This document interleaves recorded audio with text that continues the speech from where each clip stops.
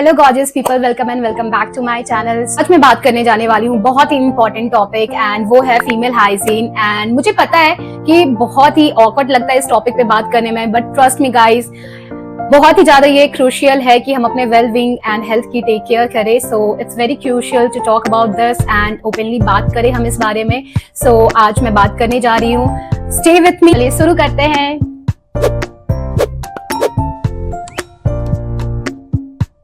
So first thing first, let's talk about the daily basics.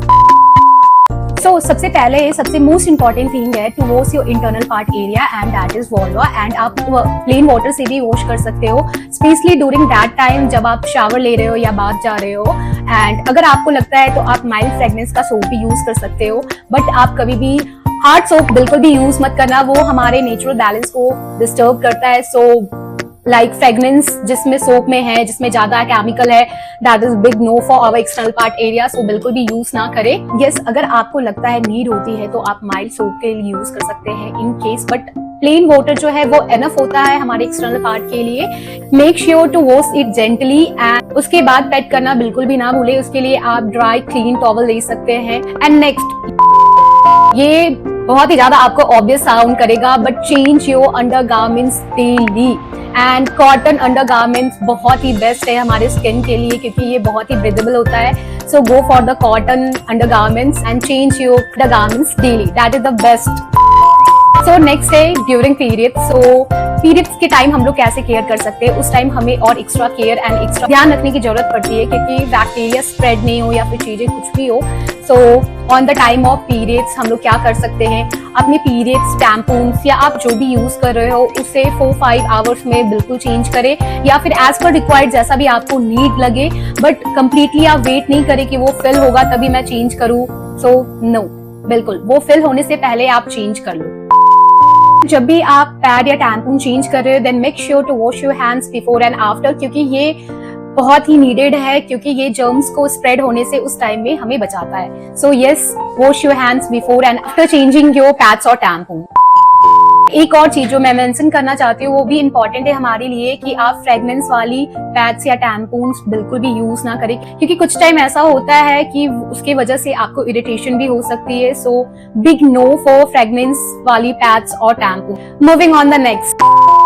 So next हम लोग बात करेंगे वेजाइनल डचिंग के बारे में। एंड यस, ये भी एक बहुत ही बड़ा इंपॉर्टेंट पॉइंट है वेजाइनल डचिंग। एंड सारे एक्सपर्ट जो है वो अगेंस्ट है वेजाइनल डचिंग के, क्योंकि आपकी वजाइना जो होता है वो self healing and self cleaning के लिए होता है। तो हमें बिल्कुल भी विदाउट, जब तक डॉक्टर रिकमेंड नहीं करे, vaginal douching is big no. And आप जब डचिंग करते हो देन उस टाइम क्या होगा कि जो नेचुरल बैलेंस है गुड बैक्टीरिया का, वो डिस्टर्ब होगा एंड रिस्क ऑफ इन्फेक्शन बढ़ेगा। So big no for vaginal douching. We will talk about the hygiene down there, tips and cares कुछ मैं शेयर करने जा रही हूँ। So पहला है how to deal with the sweat in the hot weather और after the workout। तो जितनी जल्दी हो आप शावर ले ले एंड क्लीन ड्राई क्लोथ में अपने आप को चेंज कर ले। टिप नंबर 2, जब भी आप वॉशरूम जाते हो एंड उसके बाद वाइप आउट करते हो, then please use front to back process. आप कभी भी बैक टू फ्रंट मत लाया करो, क्योंकि एनल के पास से जो बैक्टीरिया होते हैं वो वेजाइनल के पास इन्फेक्शन होने की रिस्क की चांसेस ज्यादा इंक्रीज कर देती है। तो हमेशा जो प्रोसेस आप फॉलो करो वो फ्रंट टू बैक फॉलो करो। जब भी आप वाइप आउट कर रहे हो, don't do back to front. Okay, this is big no. Tip number 3, please avoid using scented wipe spray, या फिर आप कुछ भी यूज कर रहे हो पाउडर जैसे हो गया, प्लीज वो सेंटेड नहीं होना चाहिए, कि ये हमारे इंटीमेट एरिया में एलर्जी या रिएक्शन क्रिएट करने का काउजेस हो सकता है। So please avoid it. ये रिस्क ऑफ चांसेस ज्यादा बढ़ाता है एलर्जी का, तो हमें बिल्कुल भी सेंटेड प्रोडक्ट्स नहीं यूज करना चाहिए अपने इंटीमेट एरिया के लिए। So yes, moving on the next step.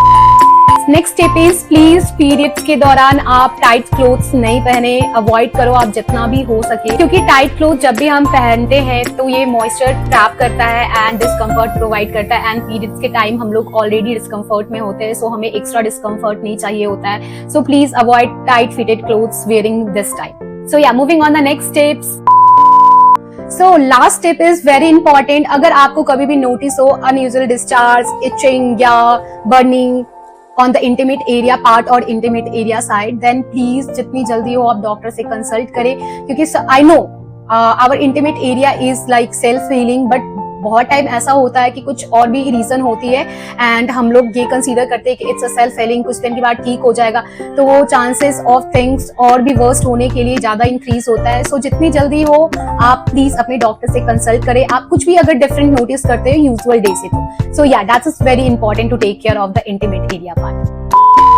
Next बात करेंगे हम लोग प्यूबिक हेयर के बारे में और the pubic hair care. So whether you choose to wax, shave और ट्रिम और leave it completely the natural जैसे भी है, then it's your personal preference. यहाँ हाइजीन के लिए कोई भी राइट या रॉन्ग आंसर नहीं। अगर आप हेयर रिमूव करना चूज करते हो then please make sure to do it with the clean safety tools and the proper technique, क्योंकि it's decrease the chances of the cuts and infection. And after hair removal please avoid to wear the tight undergarments for the while. It will increase the irritation in the our intimate part of the area, so please avoid tight underwears for the while after the hair removal. So yes, those were my some important essential tips to maintain the female hygiene.